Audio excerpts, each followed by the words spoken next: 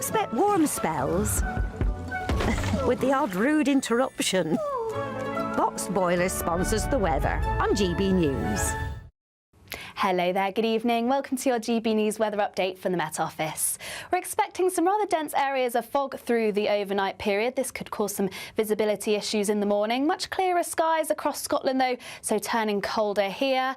And we do still have some rather thick areas of cloud through the first part of this evening, all thanks to this frontal system. Not only has it brought cloud, but it's also brought some spells of rain. This will clear into northern parts of Scotland through the overnight period. And for many areas, it should remain largely dry. A few showers still across Northern Ireland, and at times this cloud will be thick enough to produce some light outbreaks of rain and drizzle, but we are expecting some rather stubborn fog through the first part of Sunday morning. This could be very slow to clear and could cause some travel disruption through the early hours, so do take care if you're out and about early through Sunday morning.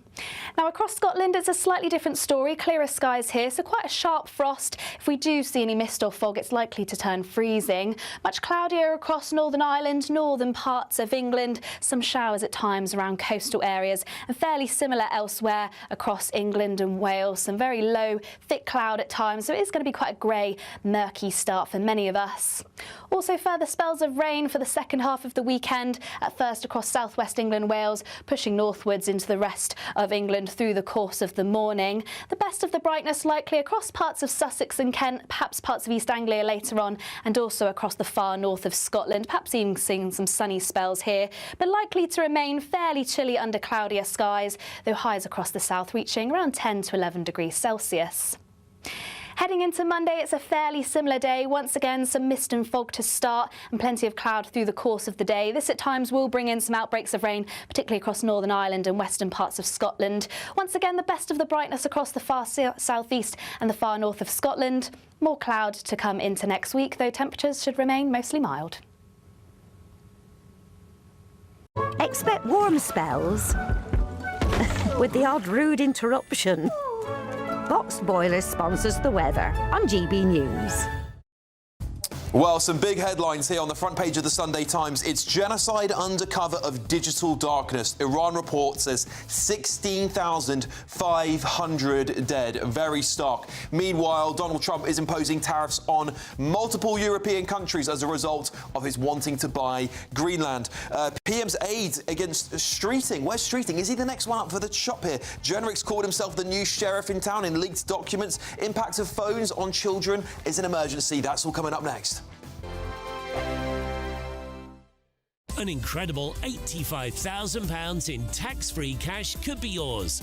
Hi, I'm Jane. I won £54,321 with the Great British Giveaway. Oh, definitely please enter. It is real, and that one text has just made my life 100% better. For another chance to win £85,000 cash, text cash to 63225. One entry costs £2.50 plus one standard network rate message, or text bonus to 63225. 5 entries cost £5 plus one standard network rate message. Go to gbnews.com/win. Entries start at £2.50. Call 0903 686 3232. Calls cost £2.50 plus your network access charge, or post your name and number to GB18 PO Box 8690 Derby DE1 9TT. UK only. Entrance must be 18 or over. Lines close at 4 p.m. on the 30th of January. Please check the closing time if listening or watching on demand. Good luck.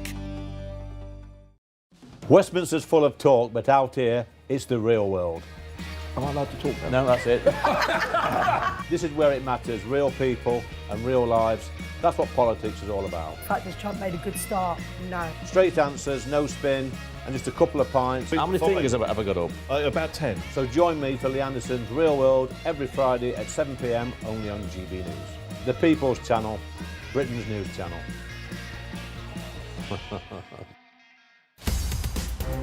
In the GB newsroom, we bring you the news as it happens. With our team of dedicated journalists across the UK, we're ready to keep you up to date with what's happening every half an hour, every single day.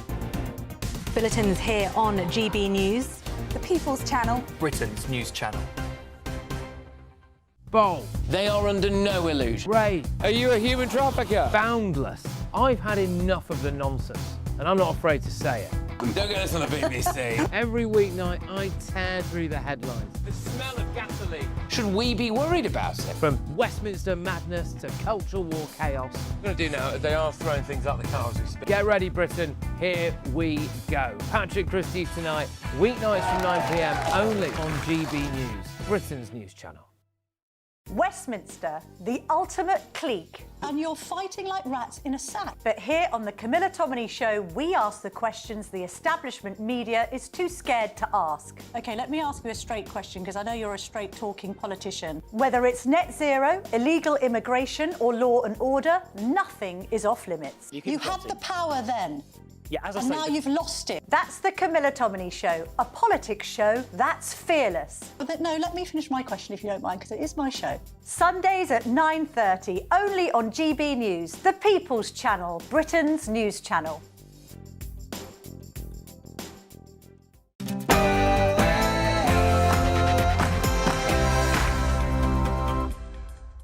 Well, good evening. It's 11 o'clock. I'm Alex Armstrong, and this is Alex Armstrong Tonight's Late Edition. We need Greenland from a national security situation. It's so strategic. Right now, Greenland is covered with Russian and Chinese ships all over the place. We need Greenland. It is the biggest story in the world, covering most of tomorrow's front pages. Trump threatens the UK and many countries in Europe with tariffs over Greenland. Plus... Hello, Lucy, is it? Yes. Hello, my name's Chester, please. So can you step in 2 seconds? Yes. Yeah, thank you. Well, rumours have it Lucy Letby reckons she'll be free by the end of the year. Also... Britain is broken. Britain needs reform, and reform needs you. Well, the Daily Mail leads with Generick's bizarre plot to be the new sheriff in town, and... No more! Not here! Very good, excellent! Several hundred people protest against the new Chinese mega embassy in London, and... Oh. 3, 2, 1, lift off apparently. There we go. I was expecting that to be a more sensational intro for this rocket, but NASA's next generation moon rocket is set to launch around the moon and back in the next few weeks. Not right now. Sad news.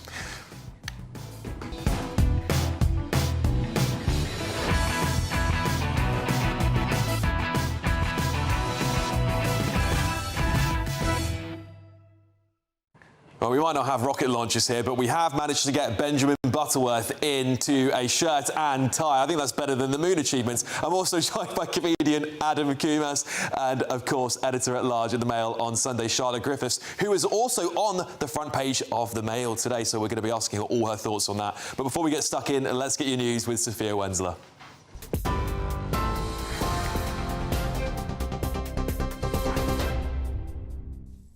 Alex, thank you. Your headlines at 2 minutes past 11. Sir Keir Starmer says Donald Trump is completely wrong for igniting a trade war with Britain in an attempt to force a deal on Greenland. The US president has threatened 8 European countries with a 10% tariff on all or any goods exported to the US from the 1st of February. In a post on Truth Social, Trump says these would increase to 25% on the 1st of June until a deal is reached for the complete and total purchase of Greenland. Meanwhile, European Union ambassadors have been summoned for an emergency meeting in Brussels following the news, and the European Union's foreign policy chief said tariffs could make the US and EU poorer. Meanwhile, it could boost China and Russia.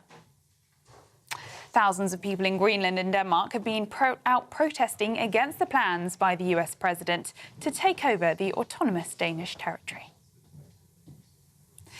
In other news now, Iran's supreme leader has admitted that thousands have been killed during recent anti-government demonstrations as he blamed President Donald Trump, labelling protesters as terrorists organised by the US and Israel. A human rights group estimates that 3,000 people have been killed during the government crackdown on protests, which has sparked international condemnation and demonstrations. And back here in the UK, 4 police officers have been injured and 14 people arrested on suspicion of violent disorder and trespassing outside the Iranian embassy in London. Elsewhere, Kemi Badenoch has told Sir Keir Starmer to refuse China's plans for a new super embassy in London as she joined protesters in the capital today. Hundreds gathered in opposition to Beijing's plans for the embassy at Royal Mint Court, as reported by The Telegraph.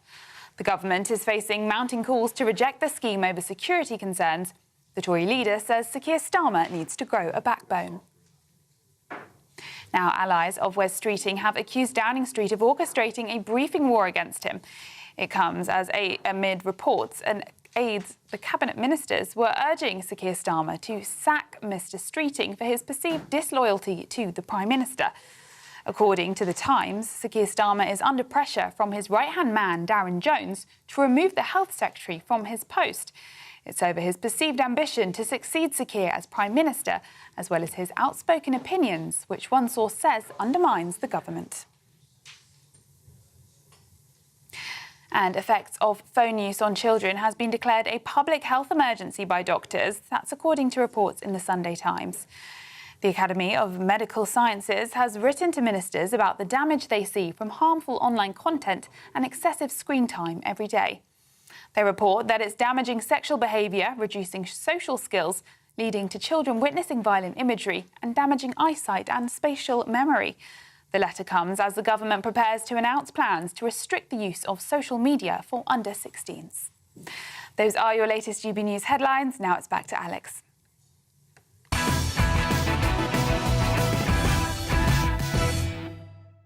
Welcome back to the show. It's been a weird 2 weeks of, is it 2 or 3 weeks we're in January now? I can't keep up anymore, honestly. Let's go through your headlines because there's a lot to dig into here. The Mail on Sunday, Jenric's bizarre plot to be new sheriff in town. The Independent, Trump threatens UK and Europe with tariffs over Greenland. The Sunday Telegraph, Trump declares trade war on Britain over Greenland. The Observer, blackmail over Greenland. The Sunday Times, Starmer's anger after Trump imposes tariffs over Greenland. The Sunday Express, Farage, this is a historic moment. The Sunday Mirror, Harry's lonely trip home. The Daily Star, Lucy Letby, I will be free. The Sun, apprentice in a race rant storm. Well, listen, to tell us more, let's go to talk about Greenland first, because it is the biggest story on all the front pages and in the world right now, let's be real. Tell us more about this. We're going to cross over to Washington, D.C., where US political analyst Eric Ham is joining us. Eric, pleasure to have you. What's the consensus in D.C.? What are people saying about Trump's latest draft of tariffs?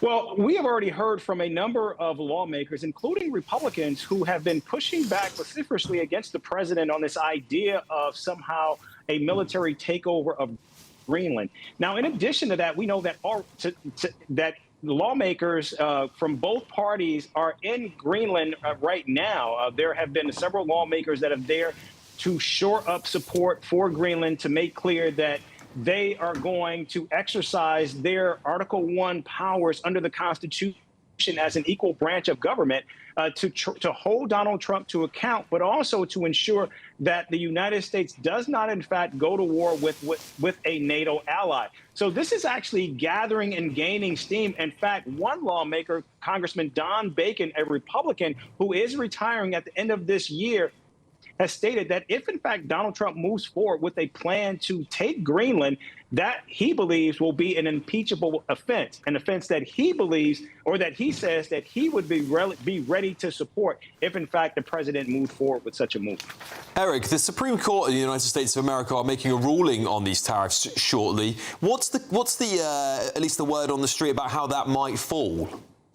Yeah, that's a really good question. We've been waiting for this ruling to come down any moment now. In fact, we were thinking that we would have this ruling probably 2 weeks ago. Now, many of the experts believe that the Supreme Court will actually rule against the president on these tariffs, rendering them unconstitutional. Now, we don't know exactly how far the Supreme Court is going to go in their ruling, but many believe that this ruling could strike down the president's tariffs.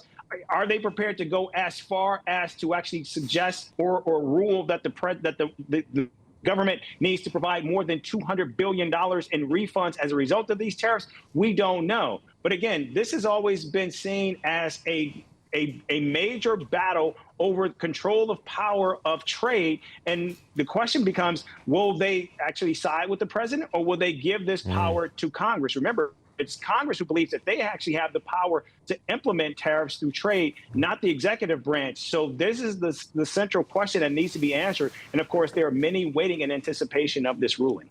Yeah, it's going to be sensational stuff, and it could really change all of these discussions we're having today about Greenland if that ruling comes down. But then, will Trump listen to the ruling? Who knows? Eric Ham, thank you so much for joining us this evening on GB News. Thank you very much. Let's go to my fantastic panel here on this topic.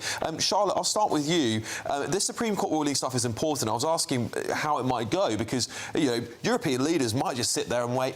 Why don't we just wait a week? I was just thinking that. I think we should just wait it out. Yeah. I mean, hopefully this will all be a complete nonsense in a week or two, and we'll all think, what a silly sort of man baby throwing his toys out of the pram with something he's not really even actually allowed to do. Yeah. So I would think, we were talking before about Macron sort of fighting fire with fire, and I think certainly he should wait a week before doing that, before imposing any retaliatory tariffs, because that could be embarrassing for us, for Europe, if we haven't just waited it out a bit. Yeah, President Trump is not a man to back down from a fight, though, is he, Benjamin? And even if the Supreme Court ruling comes down, do you think that European leaders will demand a refund, and do you think they'll get one if they did? And do you think that would just surely make their situation worse with Trump, wouldn't it? Well, first of all, he is exactly the type of person to back down from a fight because he's backed down from every single tariff fight that he's had.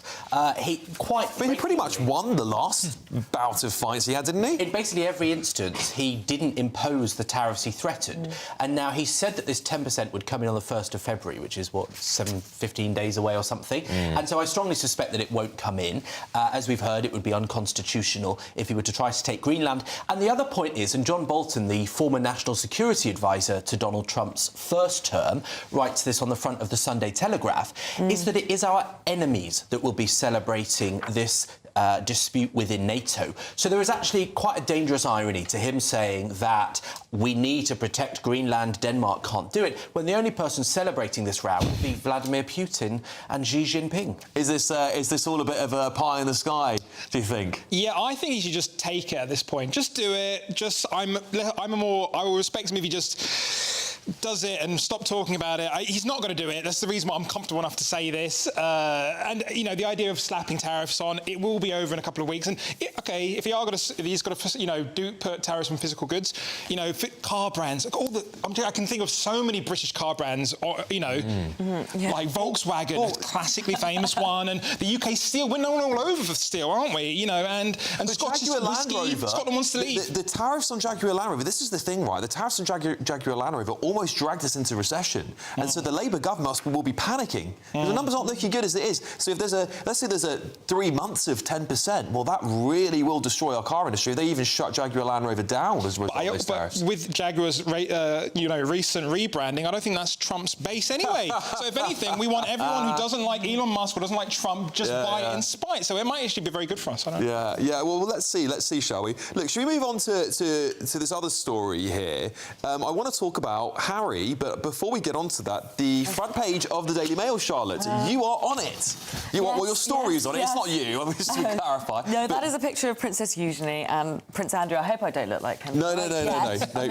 Makeup's starting to fall off. No, not at all. But it is a serious story because Princess Eugenie has cut her father off. And, actually her sister Beatrice hasn't.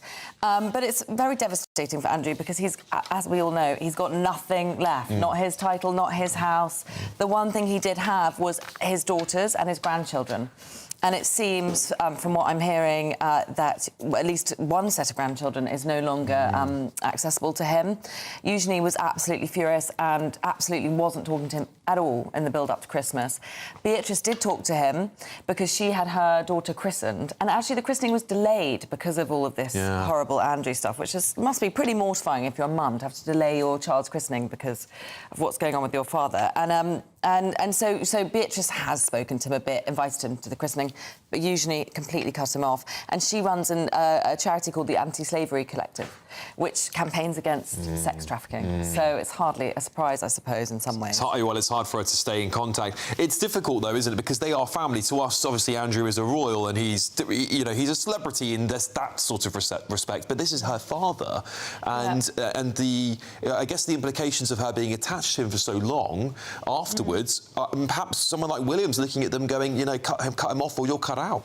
Yeah, I wonder whether William has had a conversation with her like that, because actually part of my piece is I do mention there was a bit of an online thing going on, it's worth looking up, called Prince William was scarfing, and it kind of went a bit viral, and it was on Sandringham on Christmas Day. Prince William kept looking at his scarf every time Princess Eugenie looked over at him. I know it's just the internet and it's just kind of... But it kind of went a bit viral because it looked very much like she was trying to put on a united front with him and he was avoiding eye contact. Right. And the royal family are saying, no, there's no love lost between William and Eugenie, and they spent time together that day, whatever that means. But it definitely, if there was a moment to sort of put your arms around your cousin Eugenie and say, sorry, you've had a terrible year, but I'm your cousin, I'll stick up for you, that moment didn't happen for whatever reason. Right. So maybe there is a little bit of Eugenie distancing herself from her father in order to stay loyal to the firm, to her cousin, to her uncle, the king. Well, let's bring it into another royal story, shall we, Charlotte? And then we'll bring it out to you guys too. Harry's lonely trip home. He's in London. The Prince won't see his father this week. More of the damaged sort of family emerging here. Well, Harry's in the UK, and last time he came to the UK in September, it was a very big deal because he met with his father. Yeah. This time, a source said, but possibly a royal source, the King's diary means he will be engaging with communities that week, which is very pointed. He's saying, actually, we're not going to make a big show and dance here in the royal family. We will do what the royals are supposed to do, which is meet and greet people and do our duty. And, of course, William, who we know isn't speaking to Harry, is doing exactly the same thing. So Harry's going to be here all on his own, no Meghan, not seeing any of his family. Doubt he'll see Eugenie, which I think is his last remaining friend in the royal family. Well, there's obviously lots of reports that Meghan and Harry will be back here for the Invictus Games together if this security deal goes the right way for them. Yeah, so that will be in about July to mark 1 year until the Invictus Games in Birmingham. And there are some signs that he may finally get security before then, but certainly not for this visit, because it would be a complete political nightmare if he got security for what is already a complicated visit. What do you two think about this? Do we think we should be welcoming Harry back into the fold? We've had a few Saturday 5 debates about this, if I remember correctly, Benjamin, but should we bring him back into the fold? Well, I don't know what you mean by the fold. If you mean should he get security, then I very much think that he should, because he's not a working royal, but his level of risk is based on his prominence, his fame, the fact he's a prince. He can't undo that. He didn't choose that. And I think it is dangerously naive to suggest that just because he doesn't work as a royal, he would be less of a target to malign actors. And we would all have a different conversation if, God forbid, if he were shot or seriously injured. I think we would quickly change our minds. And so I think he should get that. But I find the Eugenie one extraordinary, because the idea of cutting off your own father, a bit of me wants to be cynical about it, if I'm honest, and wonder whether they want this in the papers because it will do her a good PR job. She, is a middle-aged woman. She's got to keep the money coming in. But the other bit that I wonder is that we know that he lied in that Mateless interview because emails have revealed that, even though he denies the wider allegations. Did he lie to his daughters about what he'd been up to? And is that why she's done this? Well, he certainly did, because with the Mateless interview, Beatrice was behind it. Beatrice was backing him all the way, and she was one of the voices that said to him, good job, Daddy. And do you remember he finished the interview and said, God, that went really well? She was one of the people that said, yeah, it really did go very well, because, of course, he was lying to his daughters. But what they realise now, because of the Epstein files, is they were little girls and teenagers going to the island. I don't know if they went on the plane. But being around that horrible, seedy world when they themselves were at a trafficking age. And it feels like a betrayal yourself, doesn't it, by being involved in it, but not sort of consenting to be there. Yeah, without as a child. And, famously, Andrew said, supposedly, to Virginia Giuffre, oh, I know you're 17 because you're my daughter's age. And can you imagine now, as an adult woman, and especially as now Eugenie is a mother, to think, oh, God, would I ever do that to my children? No, I wouldn't. So it's a whole new context, which I think is why Yeah. it's moved on from 2019. Adam, I've got a difficult family, but it's nothing like this. Yeah, I have it all played out on the front pages as well. I mean, this is the thing, isn't it? This is the everyone, you know, romanticises the royal life, Yes. but it is it's a job. Yeah. Clearly, everything that happens in your family is on the front pages. Well, do you know what? The saddest thing about this, it just couldn't have happened to a nicer bloke, could it? You know, this is someone who's always served the community. He's never had a single thing said about him. Doesn't seem sleazy in the slightest. And some people, Alex, just don't sweat. I don't understand. Like, some people, we just need to realise that. And I think it's very sad. One thing I would say, it couldn't happen to a nice person. I think usually is possibly one of the nicer royals. She's sure. really nice. Sure. She's a good egg. She works quite hard. It's a good She's got a PR lovely move. family. She moved to Portugal to escape all of this. Apparently, she speaks Portuguese. Her kids That's are nice. Portuguese. You know, she's really removed speaking herself English as loudly. much as she can. She speaks a different language. There you go. Away from it all. What about Harry, Adam? Do you think he should get security? He chose Netflix over his dad. Deal with it. That's the way I do it.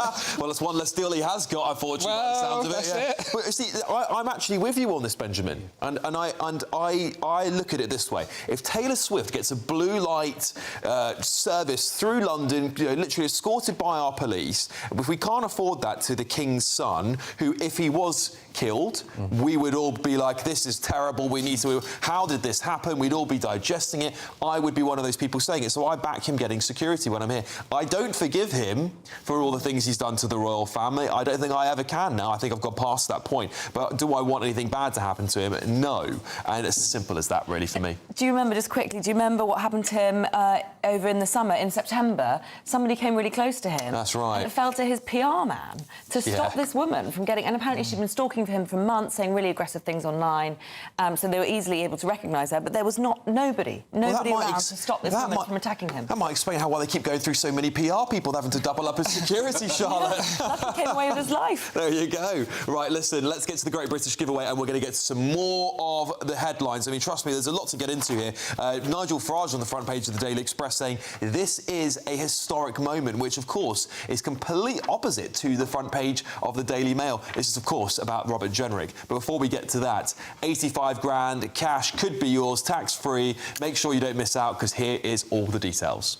There's only 2 weeks left to ensure you're in the draw to win our biggest cash prize so far. An incredible £85,000 in tax-free cash could be yours. Hi, I'm Jane from Manchester. I won £54,321 with the Great British Giveaway. It is real, and it does happen to everyday people like myself. And that one text has just made my life 100% better. But you have to hurry, as lines close on Friday the 30th of January. For another chance to win £85,000 cash, text cash to 63225. One entry costs £2.50 plus one standard network rate message, or text bonus to 63225. 5 entries cost £5 plus one standard network rate message. Go to gbnews.com/win. Entries start at £2.50. Call 0903 686 3232. Calls cost £2.50 plus your network access charge, or post your name and number to GB18 PO Box 8690 Derby DE1 9TT. UK only. Entrants must be 18 or over. Lines close at 4 p.m. on the 30th of January. The winner may be contacted live on GB News, week commencing 9th of February. Please check the closing time if listening or watching on demand. Good luck.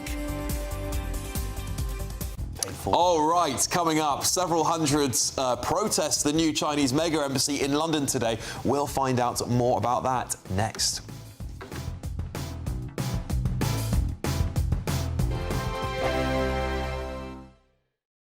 Westminster's full of talk, but out here, it's the real world. Am I allowed to talk then? No, that's it. This is where it matters, real people and real lives. That's what politics is all about. The fact is Trump made a good start. No. Straight answers, no spin, and just a couple of pints. How many fingers have I got up? About 10. So join me for Lee Anderson's Real World every Friday at 7 p.m. only on GB News. The People's Channel, Britain's news channel.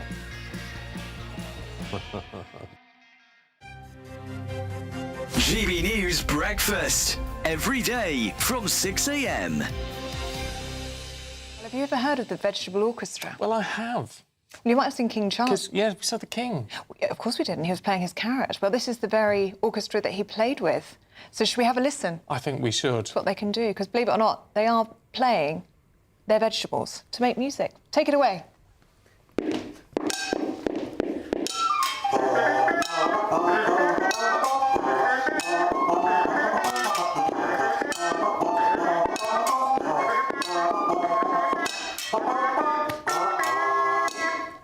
Well, that's a treat. That is extraordinary. It's Becky, Patrick, Claire and Simon. Morning to you guys. Why is it... We'll just get a microphone to you. There you go. What is the desire? Where does this come from, Patrick? Well, we like being silly. And we like making music, and we all like vegetables, so we put the three together, basically. So for people listening on the radio, what vegetables are we playing this morning? So I've got a butternut squash, Simon is playing a sweet potato, Claire has a carrot, and on the end, Becky is playing some utensils. So she's got a cheese grater, a bowl and a saucepan.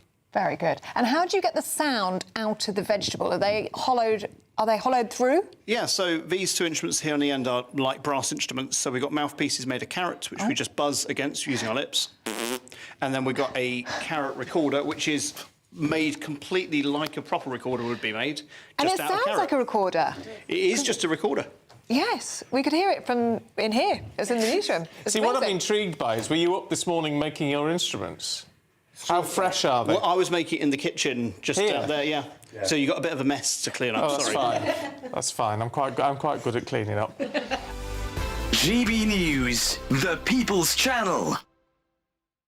You want to know what's really going on in the corridors of power? Labour don't know what to do with you half the time, and that makes you quite lethal in the chamber. Get behind the headlines with Chopper's Political Podcast. Join me, Christopher Hope, as I sit down with the great and the good of British politics. We'll see where this ruling takes us. These are the stories shaping our nation. Chopper's Political Podcast, available now on all platforms. Listen in and stay ahead.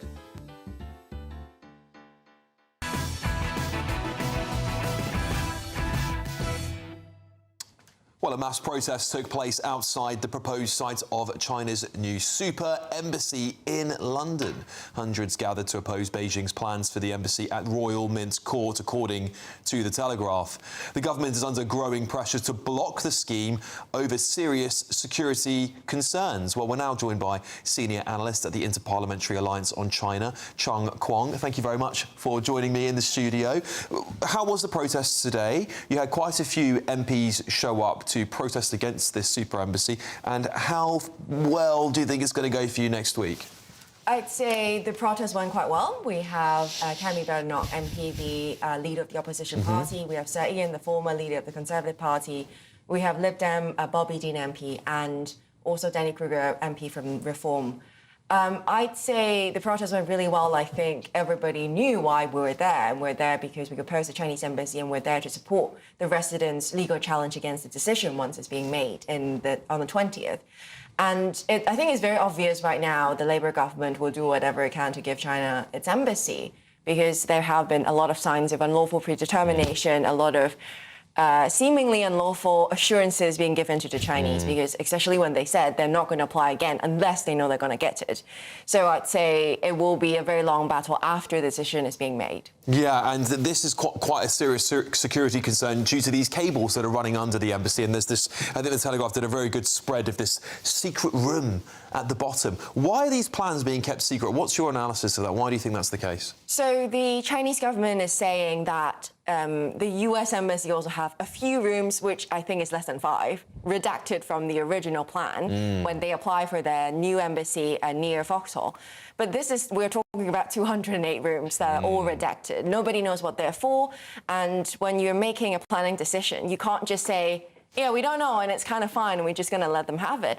I think the reason why the Chinese embassy is doing it is because from experience and research, they have been doing a lot of espionage, interference, surveillance activities in foreign countries, and these might be related to those activities that they do not want to be listed and say this is room A for surveillance, room B for some other purposes, and therefore they are redacting everything, expect it to be just passed on and with no questions asked. And do you think the government's going to approve it?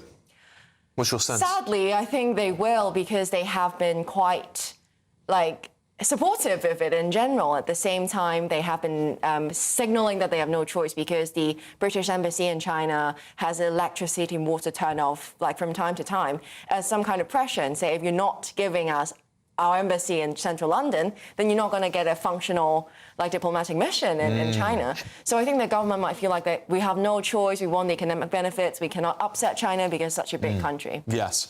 I would say this is quite interesting because we're talking today about Donald Trump, sovereignty and other things, and we're talking about bullying tactics. Charlotte, do you think it's the case now that we've got to a situation where Britain is so weak on the international stage where these superpowers could just bully us until they get what they want? I absolutely think that. I mean, when I've sort of heard that this is going to get approved, basically, I just had a groan of predictable... I just knew it. I just somehow knew that Keir Starmer wouldn't say, no, this isn't on, we're not going to stand for this. And I'm so familiar with that feeling now, it's really depressing, actually. Yeah, it is, isn't it? Being a Brit, knowing we're going to get disappointed so often. Yeah, Benjamin, there's a lot of security concerns about these superpowers intervening in Britain's foreign policy, domestic policy. Is this just another sign that we just can't fight them off anymore and we're going to have to find some way of balancing ourselves between China and America?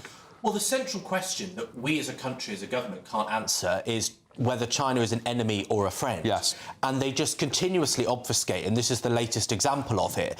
I think, MI5 and MI6, I believe, have said that they're not concerned. So, those are serious institutions to not object to it.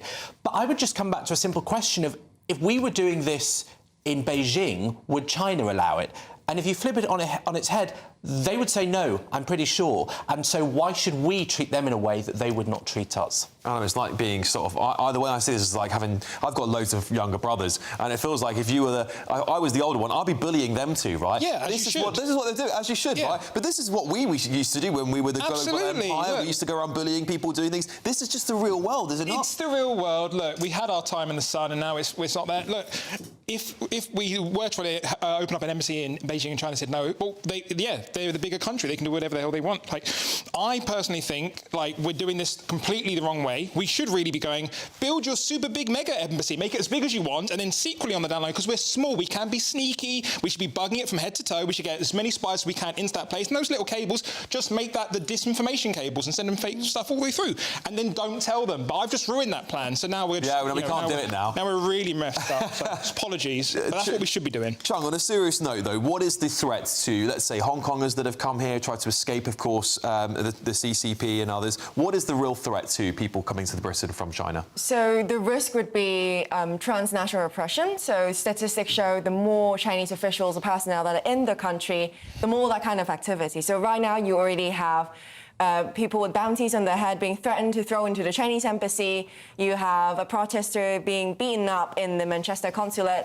So there are a lot of track records of these things, and allowing a mega embassy without addressing these problems or without even defining China as a threat to national security, as they dropped the alleged spy case a while ago, it just gives us no assurance as Hong Kongers who could come to this country to try to build our life in this second home, and then being told, we actually don't care that much about your safety. Yeah, you came here because we failed to uphold an international treaty that we're part of, but yeah, you do you, and we're just going to let this happen to you. Well, listen, best of luck. I mean, I think all of us are aligned in saying we really don't want this mega embassy. I know our GB News viewers certainly don't want it, and good luck in your protest going forward as well. We'll, of course, keep you all here updated at GB News as we get more information about that big decision next week. Let's go to the front page of the Sunday Express for a moment here. Nigel Farage has said this is a historic moment as he declares it's time for the right to unite behind reform, which is exactly the same words that Robert Jenrick was uttering during his defection. Farage has said voters should unite behind Reform UK to fix broken Britain and defend Brexit. Nigel Farage has declared Robert Jenrick's landmark defection from the Tories. He said no more fiddling. Britain needs a new boiler. This, of course, Charlotte, comes as the Tories are out today saying Britain isn't broken. So what do you make of this? Do you think the right are going to unite behind reform, or we're going to see more of the same? I don't think the right are going to unite behind reform. No. Maybe not ever. No. And listen, I'm pro Kemi Badenoch just trying to not be so negative all the time, but of course it resonates with me when he says stop fiddling with the boiler, stop fiddling, Britain needs a brand new boiler, because everything systemically is wrong from the bottom up, and it does all need to a big reform and a big changeover. But I sort of agree with Kemi, you know, not just for the sake of it, just being negative about Britain all the time. I'd like to see a little bit of hope from Genrick and Farage, rather than just being super negative all the time, like Keir Starmer is. Yeah, that's fair enough. And Adam, I guess the difficulty is that when Kemi Badenoch and Keir Starmer are both saying, no, Britain isn't broken, it gives Nigel Farage the ammunition to go, yeah, well, they're the uni party, what do you expect? They're the same group. And this is the sort of stuff that I guess the Tories are desperate to avoid. Yes. And they want to paint Reform as the old party because that's where all the defections are going. Yes. It's a real mess. Yeah, it's a mess, isn't it? Yeah, it absolutely is. And I love the idea of, like, Genrick painting himself as the sheriff. Like, I couldn't think of more of a Weasley person. Sort of, you know, did you pay for those? You know, for the barrier? I can't imagine anyone less strong. But yeah, no, it is a bit of a mix. I think there is something to be said about, like, like, if there are so many defections, like, are you really going to be bringing many new ideas if you're just full of, like, everyone else's old cards, I guess? Yeah. In a way, they're no more different from Keir Starmer. You know, Keir Starmer spent so long saying everything's broken, it's all awful, and the economy's shattered. I mean, it's kind of more of that, actually, isn't it? And the other, well, I guess you're right, but the difficulty is that if they're the ones saying Britain isn't broken, well, you can point to James Cleverly, Priti Patel, who are shadow cabinet ministers, who I think are a big part of the problems we now encounter. Immigration, we've got, of course, Chagos Islands, and so it kind of all is a little bit of a mess because you've got defectives. Of course, you can point the finger at them to say, well, you're going off to Reform. Not you, Benjamin. I think I'll make a lot of money if I put that bet down, and tell you that for sure. Hold the mail. But you know what I'm saying, Benjamin? It's a difficult time for people politically, and I see this online and people talking about this going, I just don't know what to do with my vote. I don't know where I belong anymore. What do you think? Well, I think that's the case. But if your argument is that Britain is broken, well, Robert Genrick was in there the whole time of the 40 years. So it's just the arsonist changing his boiler suit. He has admitted that, though. Yeah, he has, to be fair to him. He has said he apologises for it. Yeah. I genuinely think, though, this week will be seen as a turning point in events, but not for the positive of Reform, because, first of all, it's now just becoming really easy and obvious to say that Reform is just full of the same people that broke it, just they've changed their outfit. And the second thing is it fundamentally changes the structure of Reform, because you've got a man here that we know lied to his colleagues, lied to his long-term friends, and he's now sat next to Farage, a man that hates people with leadership ambitions, hates people that like the limelight, and I think it will be the start of serious factionalism in Reform UK. Interesting. This is going to be so great because, listen, we say this now, we say this that it's going to be seen as the party of the old Tories, but we've got years to go before a general election. Will anyone even remember all this stuff? I can't remember what happened 2 weeks ago at this rate, honestly. Who knows what will happen? Listen, we'll get into more of this, of course, soon. And coming up, we're going to go stateside and get the latest from Ben Lee. I wonder if Donald Trump's been posting on Truth Social anymore. This is Alex Armstrong Tonight, late edition.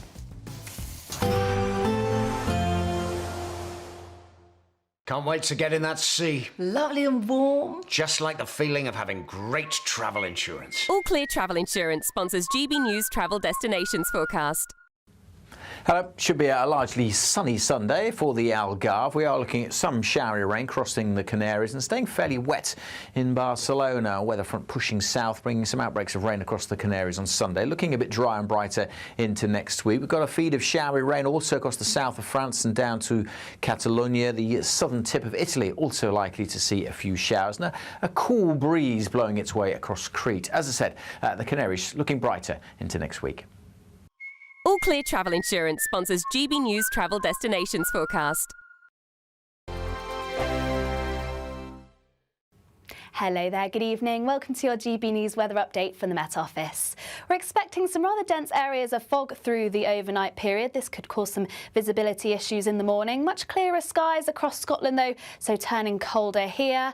And we do still have some rather thick areas of cloud through the first part of this evening, all thanks to this frontal system. Not only has it brought cloud, but it's also brought some spells of rain. This will clear into northern parts of Scotland through the overnight period. And for many areas, it should remain largely dry. A few showers still across northern Northern Ireland, and at times this cloud will be thick enough to produce some light outbreaks of rain and drizzle, but we are expecting some rather stubborn fog through the first part of Sunday morning. This could be very slow to clear and could cause some travel disruption through the early hours, so do take care if you're out and about early through Sunday morning. Now across Scotland it's a slightly different story. Clearer skies here, so quite a sharp frost. If we do see any mist or fog, it's likely to turn freezing. Much cloudier across Northern Ireland, northern parts of England, some showers at times around coastal areas, and fairly similar elsewhere across England and Wales. Some very low, thick cloud at times, so it is going to be quite a grey, murky start for many of us.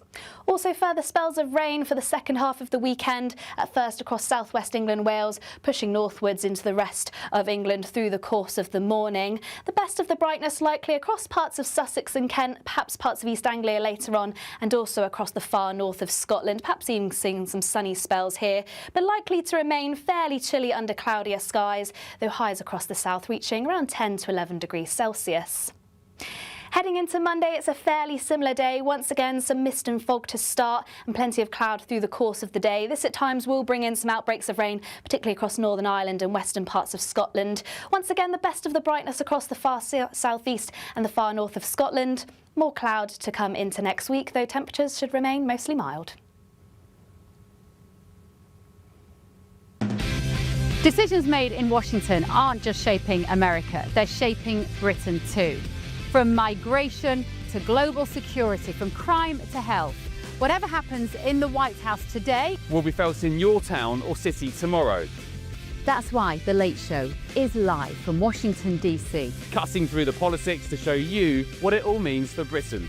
The Late Show live every night at midnight. Only on GB News, Britain's news channel.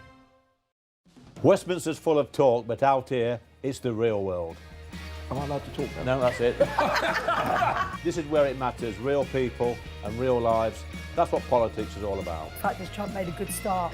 No. Straight answers, no spin, and just a couple of pints. How many fingers have I got up? About 10. So join me for Lee Anderson's Real World every Friday at 7 p.m. only on GB News.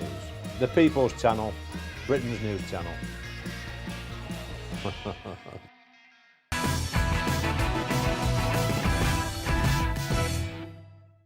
Welcome back to the show. Well, joining us now ahead of the Late Show live at midnight is GB News' superstar Ben Leo. Ben, come on, tell us some new stuff. What is going on in America? How are they reacting to this Greenland, this tariffs that just came out of nowhere? I think the reaction is, I just spoke to Mally Smith, who's on the panel tonight on the Late Show Live, so he's traditionally sort of left of centre. The reaction is that, well, I don't really think President Trump will, A, go ahead with these tariffs in the first place. I don't think come February the 1st he is going to enforce these tariffs because, you know, everybody can see what's going on here. He's turning the screw. He wants to get Greenland done.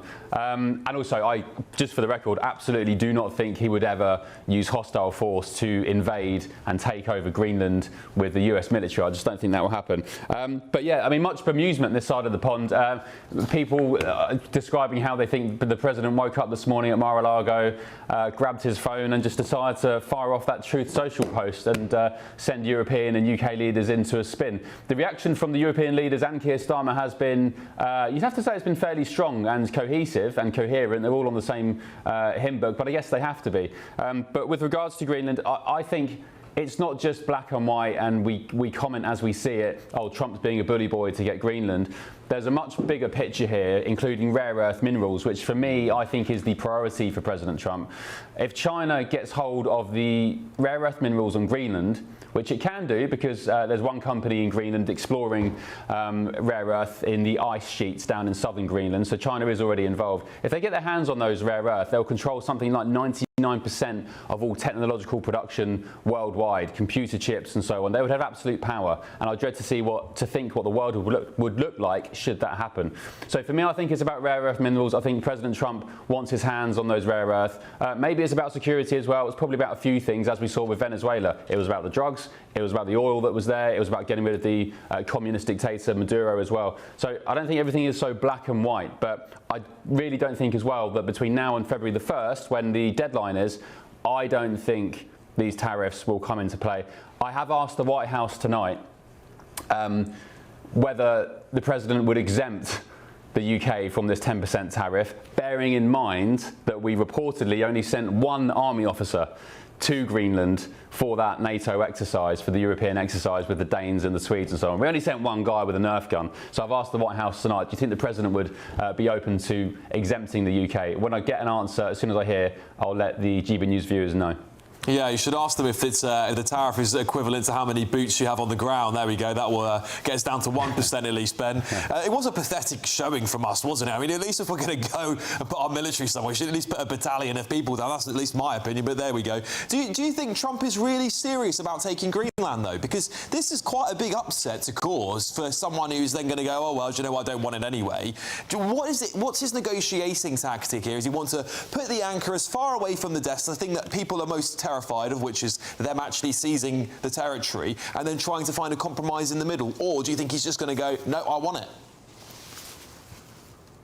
Yeah, as I said, I will do whatever bet anybody proposes to me. I'll do something, you know, extraordinary if we have F-16s flying from the United States to Greenland. I just can't see it happening. It's not going to happen. But is he serious about Greenland? Yes, he's serious about taking Greenland, as other US presidents have been, all the way back to, I think it was 1876. Again, the US put pressure on Denmark in around 1941, I think, as well, maybe 3 or 4 times since then. It has long been an American ambition to seize Greenland. And in fact, President Trump alluded to that in his Truth Social post this morning. He said, other presidents have tried, they failed, I will be the one to do it. So maybe beyond everything else, it's some sort of personal goal, some ambition to get Greenland for the United States for President Trump, because he's seen everybody before him fail, or maybe he just personally, as we see with the Nobel Peace Prize, maybe it's just some personal goal to him where he can say, hey, look how great I am, everybody, I'm the best president, I got Greenland when everybody else failed. Yeah, no, I can see that being one of sort of Trump's, what's the word, like an award for Trump. Like, oh, I got that. That's his legacy, isn't it? And I guess he is a lame duck president, so to speak, now, because he's in his last few years in office and he can't seek re-election, at least as far as we know. He won't be going for another term at the moment. But do you think our response has been robust enough here? We haven't decided to put counter tariffs on the USA. We haven't said, no, we're going to flood Greenland with more troops. Do you think this is part of the problem with the international community, particularly here in Britain? We were just hearing that the Chinese embassy looks, you know, from the Chinese alliance group that were coming in here saying that it looks likely that it's going to go ahead, Ben. Do you think we're just now getting pulled between these two massive superpowers and we're just trying to find a balance? Well, that's been the accusation levied at Keir Starmer today. So his sort of stance about refusing to take sides. Do you remember at the start of his premiership, people were saying, well, look, are you going to side with President Trump and America in this sort of new dawn of America, or are you going to try and cozy back up to the EU? So far, Starmer has tried to suck up to President Trump and also work closely with his friends in Europe, Macron and so on, the sort of the coalition of the willing that we see with Ukraine. He's tried to balance both sides. Clearly, it's not working when it comes to President Trump, at least, because the Americans are putting themselves first. I've argued today, and I've been called a traitor for it, for just trying to explain it, but I've argued that President Trump is also trying to help the West generally, because if the West falls, America falls. But that's part of a more broader picture. But Starmer now has a choice. He needs to either choose to ally himself with Europe, which I think he will do now, or try and stick it with the United States. We've seen today, I think, from the, as I said, the coherent response with Europe, with Macron, that he is probably going to take that route. And actually, Starmer has been accused, his response today to President Trump has been accused of being a little bit lackluster when you compare it to the likes of Emmanuel Macron, who was saying that the tariff threat was unacceptable. It should never be used, tariffs in this context. And I think Macron's response was a bit tougher when it came to Trump. Yeah, it did seem that way, at least, Ben. Thank you so much for joining us. We're looking forward to the Late Show Live tonight. I'm sure it's going to be a good one. Look, coming up next, the Daily Star reporting that Lucy Letby thinks she's going to be free. And also on the front page of the Times, they're reporting 16,500 deaths in Iran. We'll be digging into those two big stories next.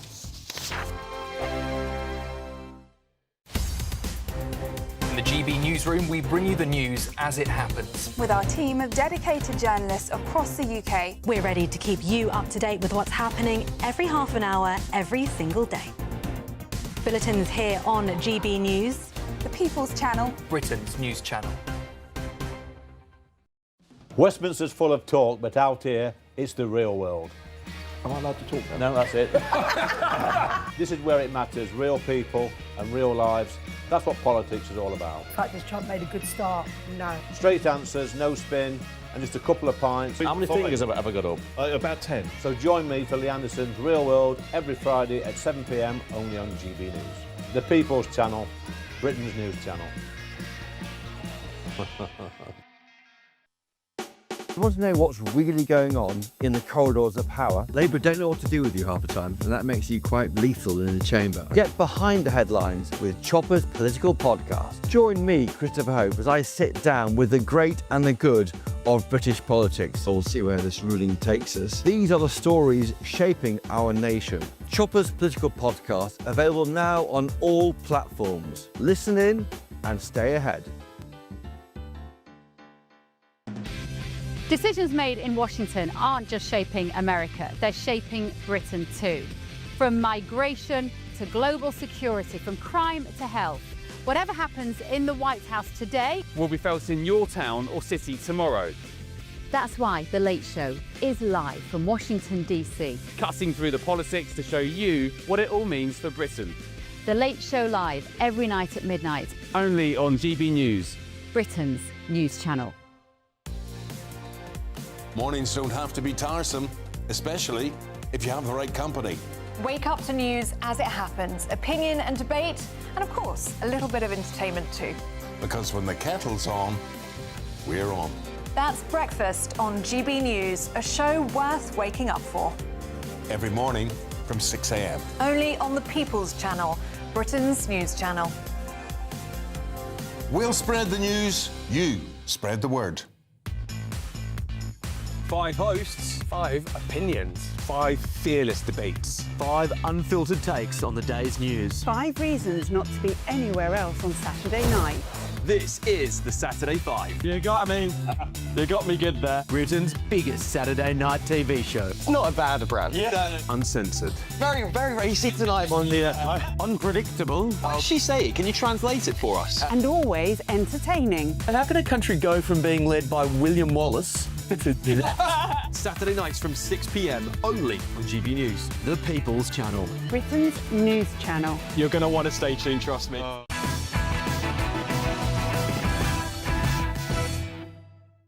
All right, listen up. We've got, a bit more of a serious story here, but I want to partner it with another one. There's an inside story in The Telegraph, and they're reporting that Labour's Islamophobia definition risks silencing Iranian protesters. That's according to a former diplomat, Sir John Jenkins, who was ambassador to Saudi Arabia, Iraq and Syria, and he's claiming that any criticism of Ayatollah Khomeini's regime in Tehran would involve hostility towards Islam, which would fall foul of the definition. Now, it's important because on the front page of the Sunday Times, they're reporting genocide in Iran.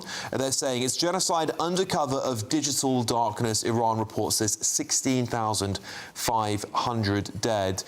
Benjamin, you spent a lot of time in the Middle East. I've actually been to Iran.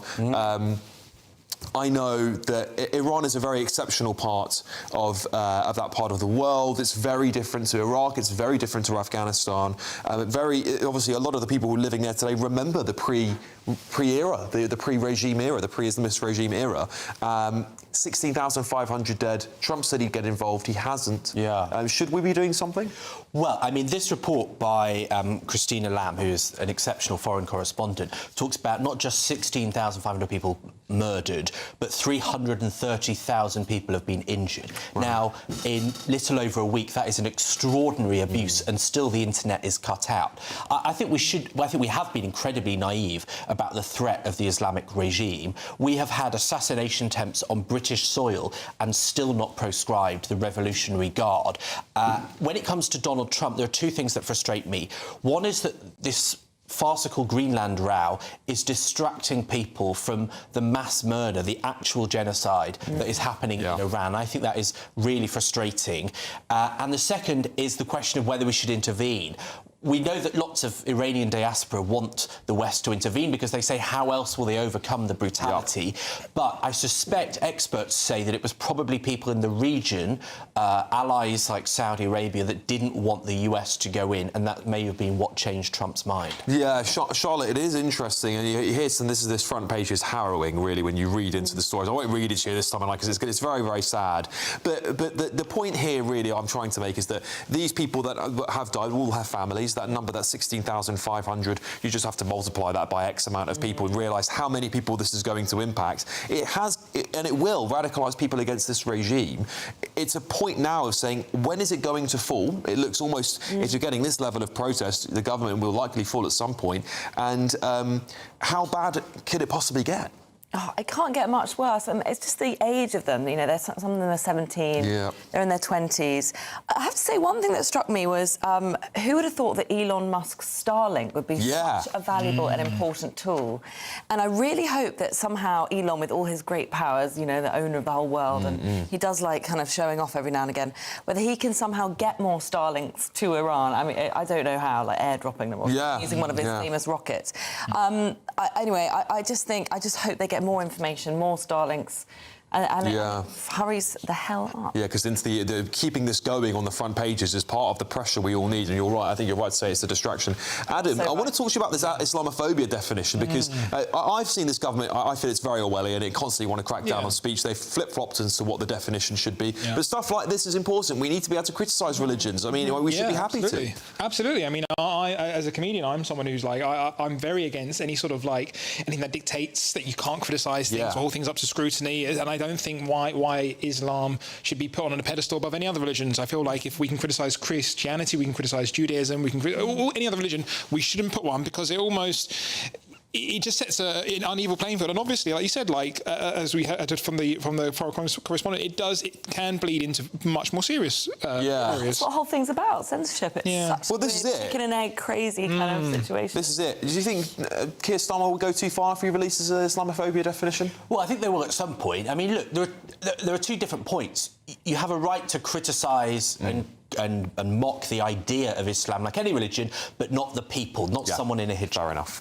All right, listen, we've got your front pages one last time here. The Sunday Times, Starmer's anger after Trump imposes tariffs over Greenland. The Sunday Express, Farage, this is a historic moment. The Mail on Sunday, Jenrick's bizarre plot to be new sheriff in town. The Independent, Trump threatens UK and Europe over tariffs with Greenland. The Sunday Telegraph, Trump declares trade war on Britain over Greenland. The Observer, blackmail over Greenland. The Sunday Mirror, Harry's lonely trip home. The Daily Star, Lucy Letby says, I will be free. The Sun, apprentice in race rand storm. Listen, that's all we have time for. Thank you, Charlotte. Thank you, Adam. Thank you, Benjamin. I'll be back here tomorrow night at 9 o'clock with some more stories. Hopefully Donald Trump's having a day off, because every single Saturday he has taken over my shows. I tell you what, Charlotte, I would like a day off, please. But next, it is Ben Leo with The Late Show Live. Ben, what have you got coming up?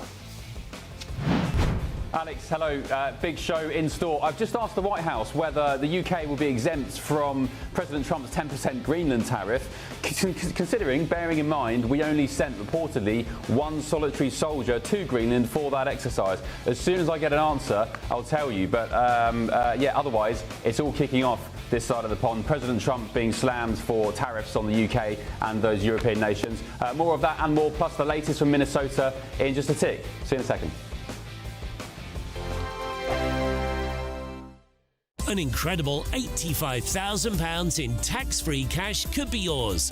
Hi, I'm Jane. I won £54,321 with the Great British Giveaway. Oh, definitely please enter. It is real, and that one text has just made my life 100% better. For another chance to win £85,000 cash, text cash to 63225. One entry costs £2.50 plus one standard network rate message. Or text bonus to 63225. 5 entries cost £5 plus one standard network rate message. Go to gbnews.com/win. Entries start at £2.50. Call 0903 686 3232. Calls cost £2.50 plus your network access charge. Or post your name and number to GB18 PO Box Box 8690, Derby DE1 9TT. UK only. Entrance must be 18 or over. Lines close at 4 p.m. on the 30th of January. Please check the closing time if listening or watching on demand. Good luck. You want to know what's really going on in the corridors of power? Labour don't know what to do with you half the time, and that makes you quite lethal in the chamber. Get behind the headlines with Chopper's political podcast. Join me, Christopher Hope, as I sit down with the great and the good of British politics. We'll see where this ruling takes us. These are the stories shaping our nation. Chopper's political podcast, available now on all platforms. Listen in and stay ahead. Decisions made in Washington aren't just shaping America, they're shaping Britain too. From migration to global security, from crime to health. Whatever happens in the White House today will be felt in your town or city tomorrow. That's why The Late Show is live from Washington, D.C. Cutting through the politics to show you what it all means for Britain.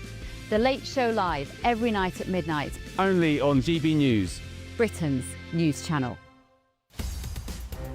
In the GB newsroom, we bring you the news as it happens. With our team of dedicated journalists across the UK, we're ready to keep you up to date with what's happening every half an hour, every single day.